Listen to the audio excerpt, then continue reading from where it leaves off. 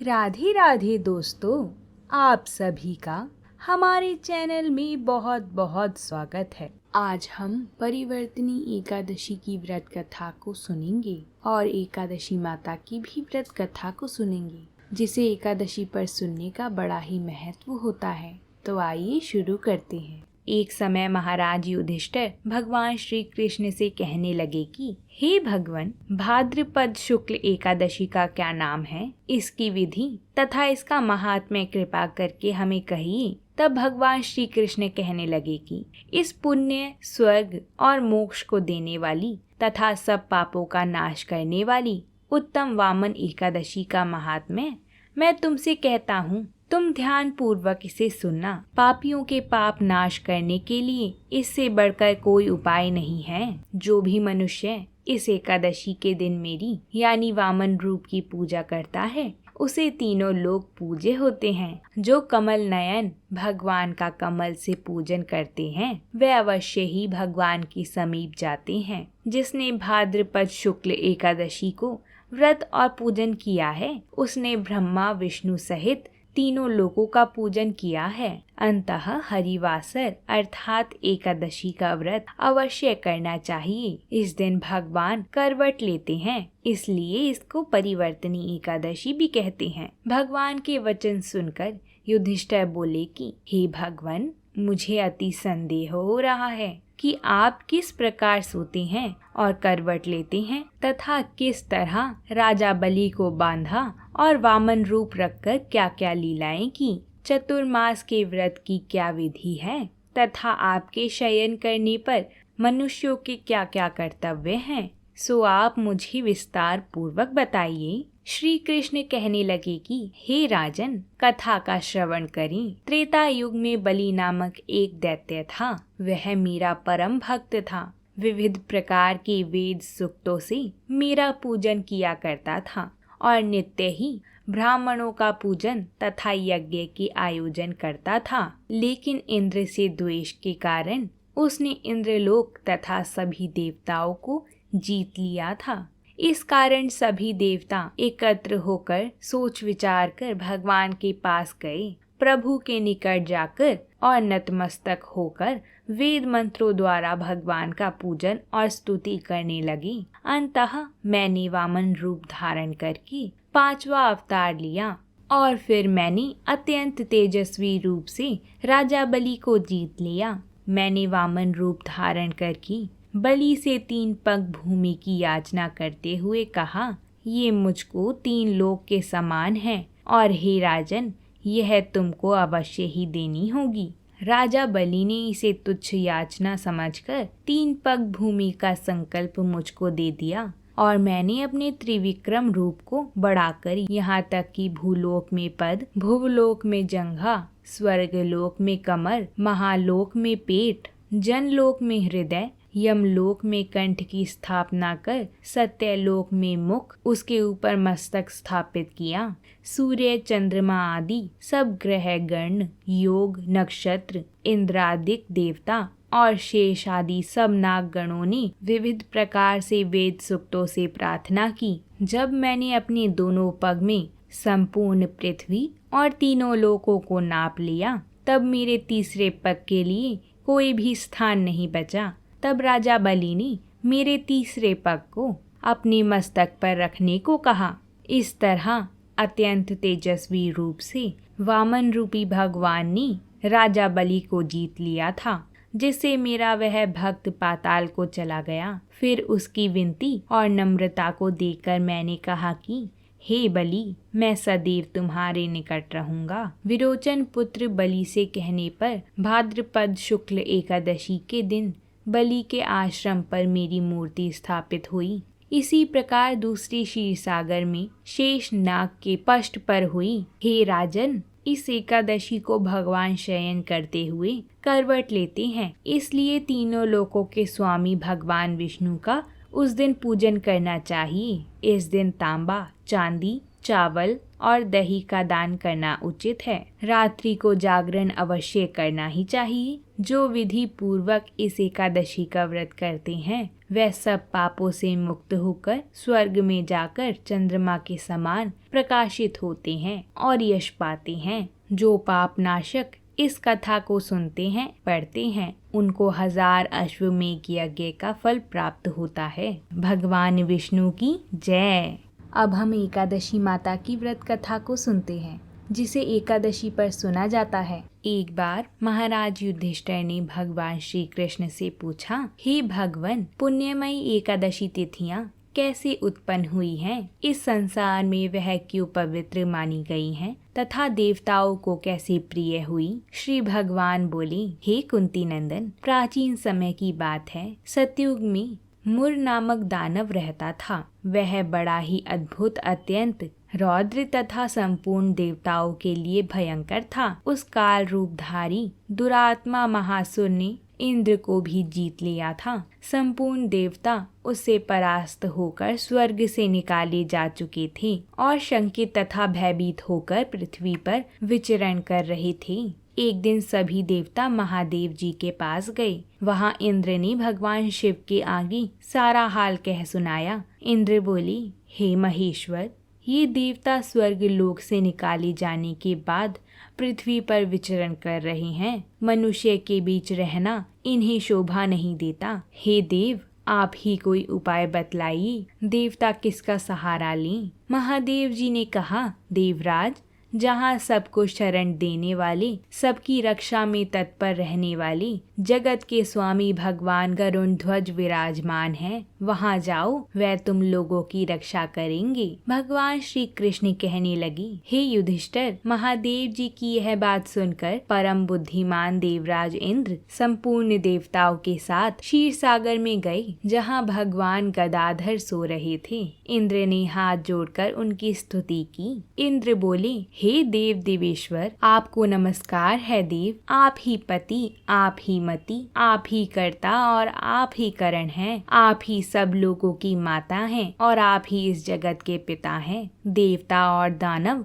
दोनों ही आपकी वंदना करते हैं। आप दैत्यों के शत्रु हैं। हे मधुसूदन, हम लोगों की रक्षा कीजिए। हे प्रभु जगन्नाथ, अत्यंत उग्र स्वभाव वाली महाबली सुर नामक दैत्य ने इन संपूर्ण देवताओं को जीतकर स्वर्ग से बाहर निकाल दिया है। हे भगवान, देवता भयभीत होकर आपकी शरण में आए हैं। दानवों का विनाश करने वाली कमल नयन भक्त वत्सल, हमारी रक्षा कीजिए भगवान। शरण में आए हुए देवताओं की सहायता कीजिए। इंद्र की बात सुनकर भगवान विष्णु बोली, यह दानव कैसा है? उसका रूप और उसका बल कैसा है तथा उस दुष्ट के रहने का स्थान कहाँ है? इंद्र बोले, हे देवेश्वर, पूर्व काल में ब्रह्मा जी के वंश में तालझंग नाम का एक महान असुर उत्पन्न हुआ था, जो अत्यंत भयंकर था। उसका पुत्र मुरदानव के नाम से ही विख्यात है। वह भी अत्यंत महापराक्रमी है और देवताओं के लिए भयंकर है। चंद्रावती नाम से प्रसिद्ध एक नगरी है, उसी में स्थान बनाकर वह निवास करता है। उस दैत्य ने समस्त देवताओं को परास्त करके उन्हें स्वर्ग लोक से बाहर कर दिया है। उसने एक दूसरे से ही इंद्र को स्वर्ग के सिंहासन पर बैठाया है। अग्नि, चंद्रमा, सूर्य, वायु तथा वरुण भी उसने दूसरे ही बनाए हैं। हे जनार्दन, मैं सच्ची बात बता रहा हूँ, उसने सब कोई दूसरे ही कर लिए हैं। देवताओं को तो उसने उनके प्रत्येक स्थान से वंचित कर दिया है। इंद्र की बात सुनकर भगवान जनार्दन को बड़ा क्रोध आया। उन्होंने देवताओं को साथ लेकर चंद्रावती नगरी में प्रवेश किया। भगवान गदाधर ने देखा कि दैत्यराज बारंबार गर्जना कर रहे हैं और उससे परास्त होकर संपूर्ण देवता 10 दिशाओं में भाग रही हैं। अब वह दानव भगवान विष्णु को देखकर बोला, खड़ा रह। उसकी यह ललकार सुनकर भगवान के नेत्र क्रोध से लाल हो गए। वह बोले, अरे दुराचारी दानव, मेरी इन भुजाओं को देख। यह कहकर भगवान विष्णु जी ने अपने दिव्य बाणों से सामने आए हुए दुष्ट दानवों को मारना आरंभ कर दिया। दानव भय से विहाल हो उठे। तत्पश्चात श्री विष्णु जी ने दैत्य सेना पर चक्र का प्रहार किया उससे छिन भिन होकर सैकड़ों दैत्य मौत के मुंह में चले गए। इसके बाद भगवान मधुसूदन बद्रिकाश्रम चले गए। वहाँ सिंहावती नाम की गुफा थी जो 12 योजन लंबी थी। उस गुफा में एक ही दरवाजा था। भगवान विष्णु उसी में सो गए। वह दानव मुर भगवान को मारने के लिए क्रोध में उनके पीछे पीछे तो लगा ही था, अंततः उसने भी उसी गुफा में प्रवेश किया। वहां भगवान को सोते देख उसे बड़ा हर्ष हुआ। उसने सोचा यह दानवों को भय देने वाला देवता है, अंततः निसंदेह इसे मार डालूंगा। युधिष्ठिर, दानव के इस प्रकार विचार करते ही भगवान विष्णु के शरीर से एक कन्या प्रकट हुई जो बड़ी ही रूपवती थी, सौभाग्यशालिनी थी तथा दिव्य अस्त्र और शस्त्रों से सुसज्जित थी। वह भगवान के तेज के अंश से उत्पन्न हुई थी। उसका बल और पराक्रम महान था। दानवराज मुर ने उस कन्या को देखा। कन्या ने युद्ध का विचार करके दानव के साथ युद्ध करने के लिए भगवान से याचना की। युद्ध छिड़ गया। कन्या सब प्रकार की युद्ध कला से निपुण थी। वह मुर नामक महान असुर उसके हुंकार मात्र से ही राख का ढेर हो गया। दानव के मारे जाने पर भगवान जाग उठे। उन्होंने दानव को धरती पर इस प्रकार निष्प्राण पड़ा देखकर कन्या से पूछा, मेरा यह शत्रु अत्यंत उग्र और भयंकर था, किसने इसका वध किया? वह कन्या बोली, स्वामी, आपके ही प्रसाद से मैंने इस महादैत्य का वध किया है। श्री भगवान ने कहा, हे कल्याणी, तुम्हारे इस कर्म से तीनों लोकों के मुनि और देवता आनंदित हुए हैं। अंततः तुम्हारे मन में जैसी इच्छा हो उसके अनुसार मुझसे कोई वर मांग लो। देव दुर्लभ होने पर भी वह वर मैं तुम्हें दूंगा, इसमें तनिक भी संदेह नहीं है। वह कन्या साक्षात एकादशी ही थी। उसने कहा, हे प्रभो, यदि आप प्रसन्न हो तो मैं आपकी कृपा से सब तीर्थों में प्रधान, समस्त विघ्नों का नाश करने वाली तथा सब प्रकार की सिद्धि देने वाली देवी हूँ। हे जनार्दन, जो लोग आप में भक्ति रखते हुए मेरे दिन को उपवास करेंगे उन्हें सब प्रकार की सिद्धि प्राप्त हो। हे माधव, जो लोग उपवास करके मेरे व्रत का पालन करें उन्हें आप धन, धर्म और मोक्ष प्रदान कीजिएगा। श्री भगवान बोले, कल्याणी, तुम जो कुछ कहती हो वह सब पूर्ण होगा। भगवान श्री कृष्ण कहते हैं, युधिष्ठिर, ऐसा वर पाकर महाव्रता एकादशी बहुत प्रसन्न हुई। दोनों पक्षों की एकादशी समान रूप से इसमें शुक्ल और कृष्ण का भेद नहीं है। जो भी मनुष्य एकादशी को उपवास करता है वह वैकुंठ धाम में जाता है, जहाँ साक्षात भगवान गरुड़ ध्वज विराजमान रहते हैं। जो मानव हर समय एकादशी के महात्म्य का पाठ करता है उसे 1000 गौदान के पुण्य का फल प्राप्त होता है। जो दिन या रात में भक्ति पूर्वक इस महात्म्य का श्रवण करते हैं वह निसंदेह ब्रह्म हत्या आदि पापों से मुक्त हो जाती हैं। एकादशी के समान पाप नाशक व्रत और कोई दूसरा नहीं है। बोलिए माता एकादशी की जय, भगवान विष्णु की जय। क्योंकि आज के दिन माता लक्ष्मी की भी पूजा की जाती है, इसलिए अब हम माता लक्ष्मी की कथा को सुनेंगे। तो आइए इस व्रत कथा को सुनकर हम अपना व्रत पूर्ण करते हैं। बोलिए माता महालक्ष्मी जी की जय। एक समय एक नगर में एक पति पत्नी रहा करते थे। शीला और उसका पति ईमानदारी से जीते थे। वह किसी की भी बुराई नहीं करते थे और प्रभु के भजन में अच्छी तरह से समय व्यतीत कर रहे थे। शहर के लोग उनकी गृहस्थी की सराहना करते थे। शीला की गृहस्थी इसी तरह खुशी खुशी चल रही थी, पर शीला के पति के अगले जन्म के कर्म भोगने के लिए बाकी रह गए थे।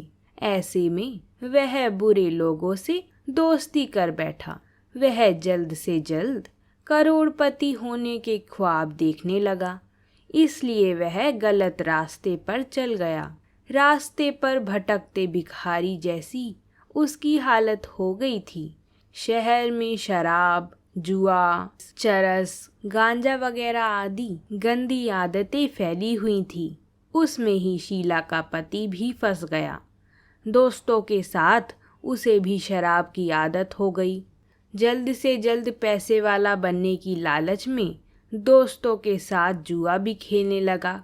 इस तरह बचाई हुई धनराशि, पत्नी के गहने, सब कुछ जुए में गवा दिया। इसी तरह एक वक्त ऐसा भी था जब वह सुशील पत्नी के साथ मजे से रहता था और प्रभु भजन में सुख शांति से वक्त व्यतीत करता था। उसके बजाय घर में दरिद्रता और भुखमरी फैल गई। सुख से खाने की बजाय 2 वक्त भोजन के लाले पड़ गए थे और शीला को पति की गालियां खाने का वक्त आया था। शीला सुशील और संस्कारी स्त्री थी।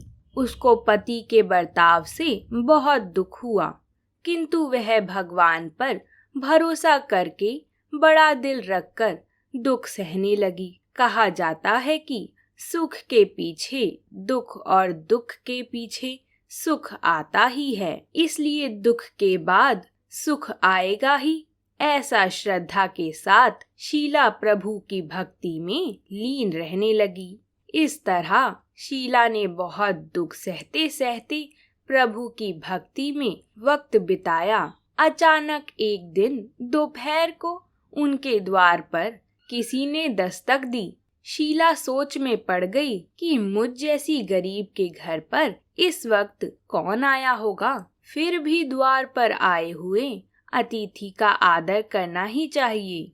ऐसा सोचकर शीला ने खड़े होकर द्वार खोला। देखा तो सामने एक माजी खड़ी थी। वह बड़ी उम्र की लगती थीं, किंतु उनके चेहरे पर अलौकिक तेज निखर रहा था। उनका भव्य चेहरा करुणा और प्यार से झलकता था।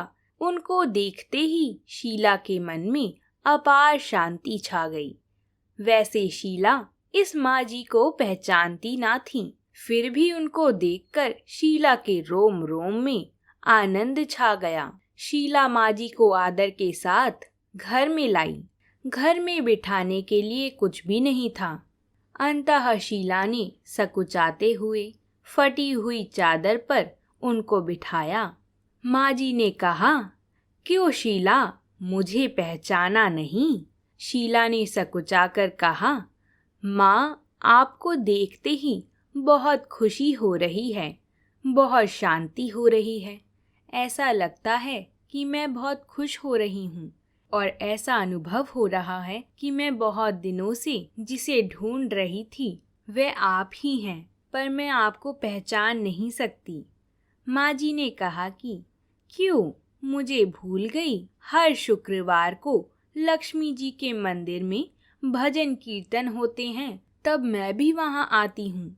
वहाँ हर शुक्रवार को हम मिलते हैं। पति गलत रास्ते पर चढ़ गया, तब से शीला बहुत दुखी हो गई थी और दुख के मारे वह लक्ष्मी जी के मंदिर भी नहीं जाती थी।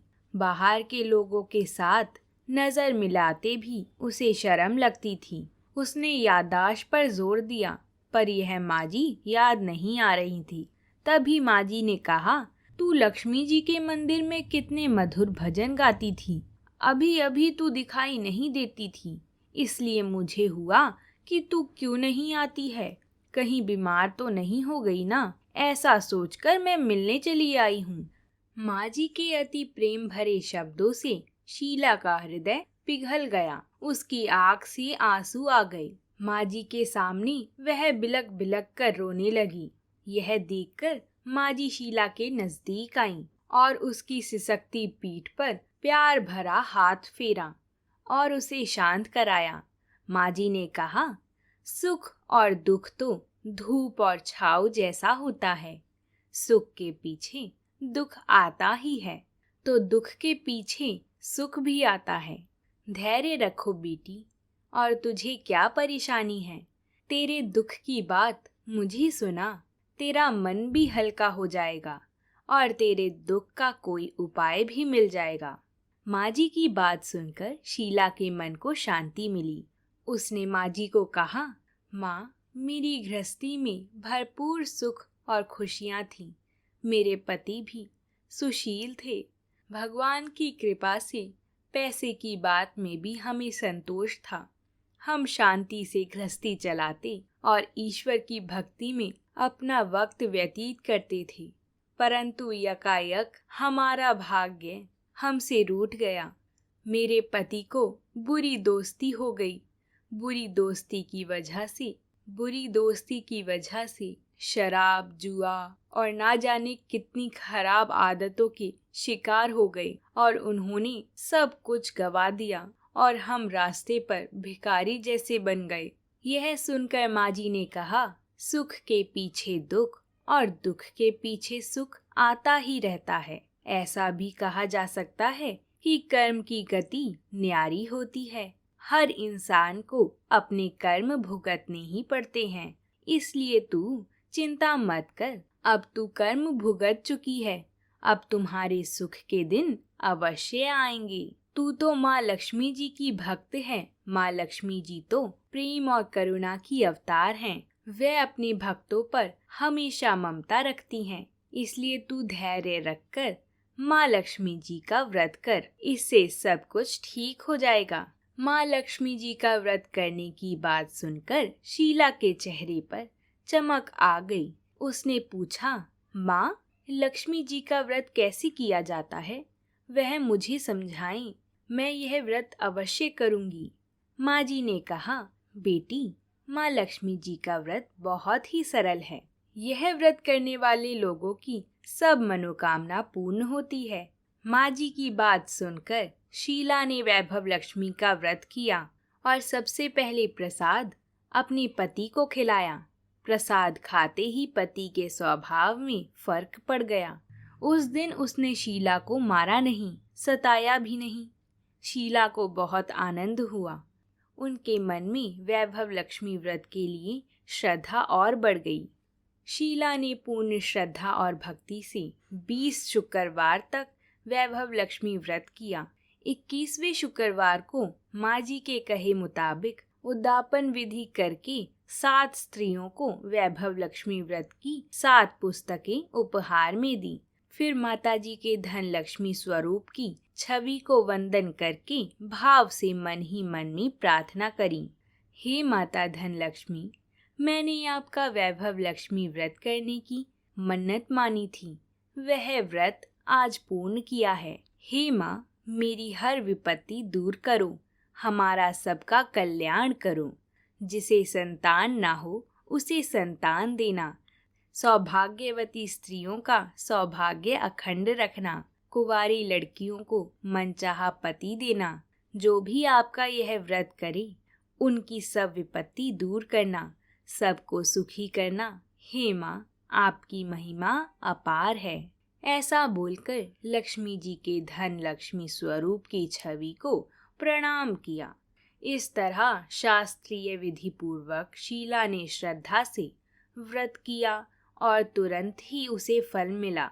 जो उसका पति गलत रास्ते पर चला गया था, वह अच्छा आदमी हो गया और कड़ी मेहनत करके व्यवसाय करने लगा। माता लक्ष्मी की कृपा से शीला के घर में धन की बाढ़ आ गई। माता लक्ष्मी के व्रत का प्रभाव देखकर मोहल्ले की दूसरी स्त्रियां भी विधि पूर्वक माता लक्ष्मी का व्रत करने लगी। हे माता लक्ष्मी, जैसे आपने शीला के पति को गलत रास्ते से हटाकर अच्छे रास्ते पर लगाया और उसके घर को धन धान्य से भर दिया, ऐसे ही इस कथा को सुनने वाले, कहने वाले और हुंकार भरने वाली सभी पर अपनी कृपा बनाए रखना। बोलिए माता लक्ष्मी की जय, भगवान श्री हरि विष्णु की जय। अगर आपको ये कथाएं अच्छी लगी हों तो कमेंट बॉक्स में जय माता लक्ष्मी जरूर लिखिएगा। साथ ही वीडियो को अपने परिवारजनों के साथ ज्यादा से ज्यादा शेयर करिएगा और वीडियो को लाइक और चैनल को सब्सक्राइब जरूर करके जाइएगा, ताकि आने वाली व्रत कथाएं आपको समय अनुसार मिलती रहें। जय लक्ष्मी नारायण।